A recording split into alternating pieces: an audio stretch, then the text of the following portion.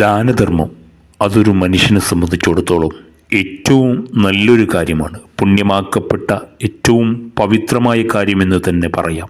കാരണം മനുഷ്യനെ അള്ളാഹു ഭൂമി ലോകത്തേക്ക് സൃഷ്ടിച്ചയച്ചപ്പോൾ പരസ്പര സൗഹൃദങ്ങളും സ്നേഹങ്ങളും മനുഷ്യത്വവുമെല്ലാം ഉണ്ടാവണമെന്ന് സൂചിപ്പിച്ചുകൊണ്ട് തന്നെയാണ് മനുഷ്യനെ ഭൂമിയിലേക്ക് അയച്ചത്.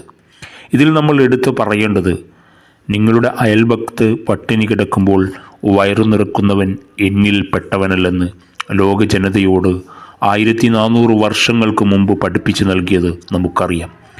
അതുപോലെ തന്നെ നമ്മൾ അധ്വാനിച്ചുണ്ടാക്കുന്ന ഒരു വിഹിതത്തിൽ അത് പാവപ്പെട്ടവൻ്റെയും കൂടി അവകാശമാണ്. അഥവാ നമ്മളുണ്ടാക്കുന്ന വരുമാനം സക്കാത്ത് കൊടുക്കേണ്ടതുണ്ട്. ഇങ്ങനെ ഒരുപാട് നിയമങ്ങൾ ഉണ്ടാക്കിയതിൻ്റെ പ്രധാനപ്പെട്ട കാരണം മറ്റുള്ളവർക്ക് എന്തെങ്കിലും നൽകാനാണ്.